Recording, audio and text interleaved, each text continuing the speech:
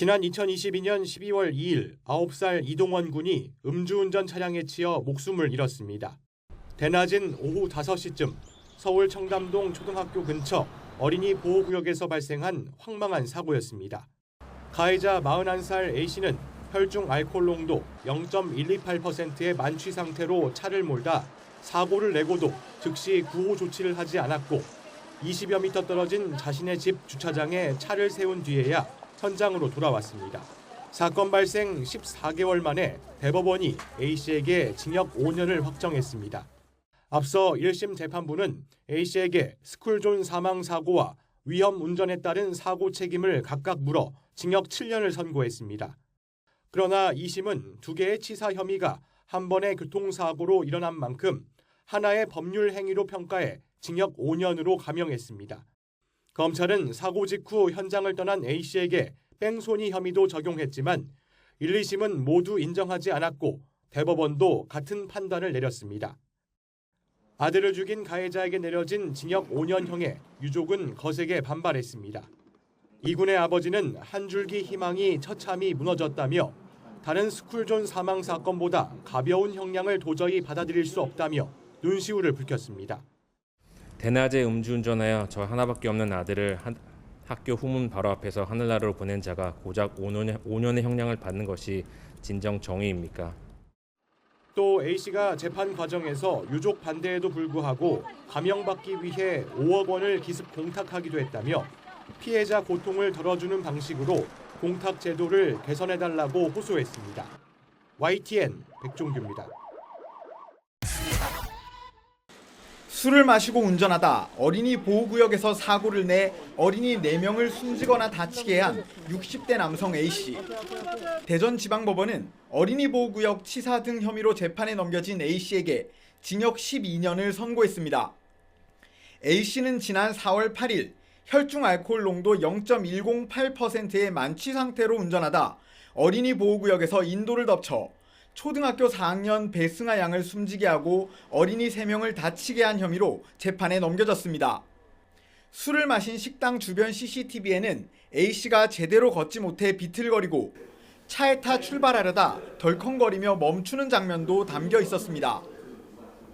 재판부는 A씨가 제대로 된 상황 판단을 못할 정도로 만취한 상태였기 때문에 브레이크를 밟아야 하는 상황에서 오히려 가속 페달을 밟아 참혹한 사고를 냈다고 지적했습니다.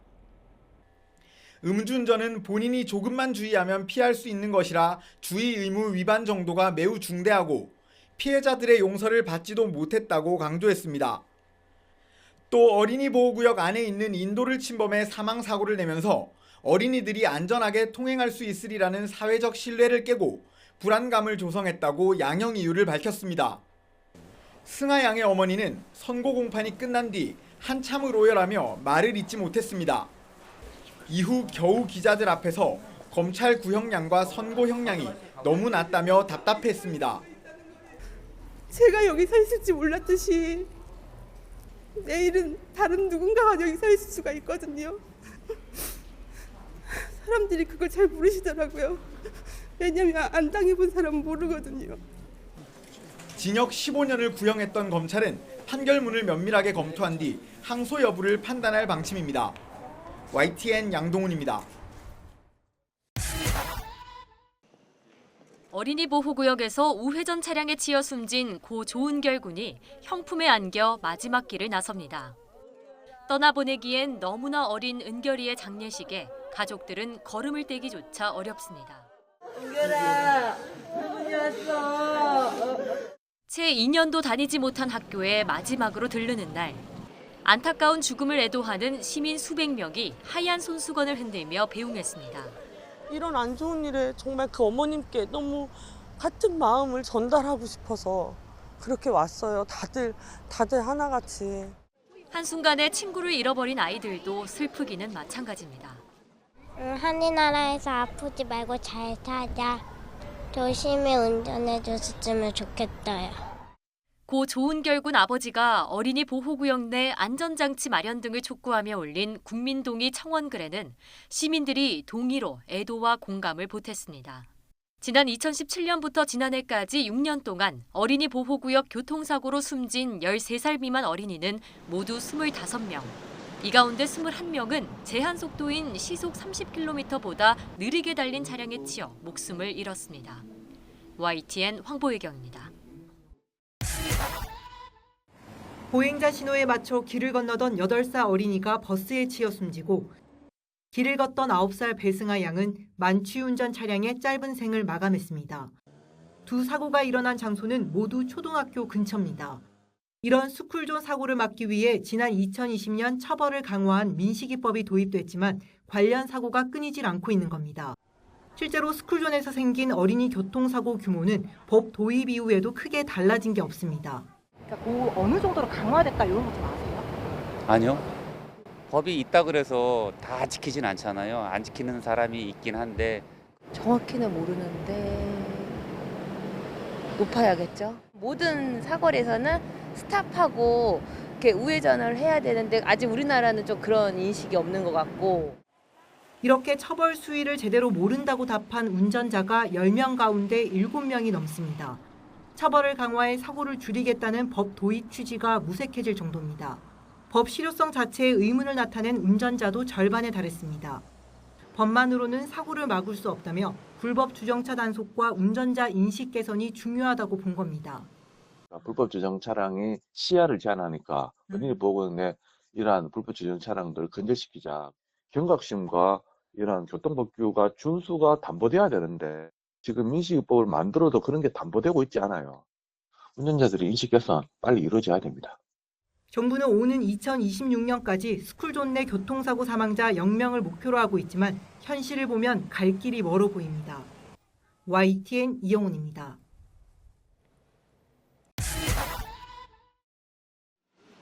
이른바 민식이법은 어린이 보호구역에서 인명사고를 낸 운전자를 가중 처벌하는 내용을 담고 있습니다. 13살 미만 어린이를 다치게 한 경우 15년 이하의 징역이나 3천만 원 이하의 벌금, 숨지게 한 경우엔 무기 또는 3년 이상의 징역에 처할 수 있습니다. 법정형은 높지만 판사가 실무적으로 참고할 수 있는 양형 기준이 없던 터라 판결이 들쑥날쑥하고 엄벌 기조와 동떨어진다는 평가가 많았습니다. 실제로 최근 어린이 보호구역 내 사고 10건에 대한 판결문을 분석해보니 절반은 집행유예가 나왔고 나머지는 벌금이나 선고유예였습니다. 지난 8일 낮 대전의 어린이 보호구역에서 음주 사고로 9살 배승아 양이 숨진 뒤 엄중한 처벌 잣대를 마련해달란 요구가 거세지는 가운데 양형위원회가 심의 끝에 구체적인 양형 기준을 제시했습니다. 우선 양형위는 어린이 보호구역에서 사고로 아이가 다칠 경우 기본 징역 10개월에서 2년 6개월, 사망할 경우엔 징역 2년에서 5년 사이가 바람직하다고 봤습니다. 난폭 운전 등 죄질이 나쁘다면 상해는 최대 징역 7년 6개월, 사망은 징역 12년까지 내릴 수 있습니다. 운전자가 술을 마셨다면 당연히 형량은 가중됩니다. 특히 혈중 알코올 농도가 0.2% 이상이라면 최고 형량은 3년씩 더 늘어나고 여기에 시신을 유기하고 도주까지 했다면 징역 26년까지도 선고될 수 있습니다. 다만 다친 정도가 가볍거나 피해자가 처벌을 원하지 않을 때 또 실질적인 피해 복구가 이뤄진 경우 등엔 판사가 벌금형을 선택할 수도 있습니다. 양형위는 또 사이버 스토킹 범죄에 대한 기준도 마련했는데 앞으로는 이른바 문자 폭탄으로 피해자가 공포감을 느낀 경우 반복 범죄라면 징역 1년 6개월까지 선고됩니다. 양형 기준은 권고적 성격이라 판사가 꼭 지켜야 하는 건 아니지만 기준을 벗어난 판결을 할 경우 그 사유를 밝혀야 합니다. 이번에 새롭게 만들어진 기준은 오는 7월 1일 이후에 재판에 넘겨진 사건부터 적용됩니다. YTN 김다연입니다.